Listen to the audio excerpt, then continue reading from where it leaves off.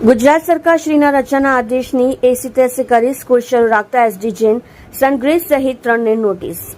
27 ઓગસ્ટે રજાના આદેશની એસી રાજ્યમાં ભારેથી અતિભારે વરસાદની હવામાન વિભાગની આગાહી જોતા શિક્ષણ વિભાગે એક દિવસ પહેલા જ સુરત સહિત રાજ્યભરની સ્કૂલોને 27 ઓગસ્ટે રજા આપવા માટેનો આદેશ કર્યો હતો, પરંતુ ગુજરાત બોર્ડની SD Jain international school, sungrace school અને ઉત્તર ગુજરાત સ્કૂલે આદેશની એસી કી તેસી કરી છે, એટલે કે વિદ્યાર્થીઓને સ્કૂલે બોલાવ્યા છે।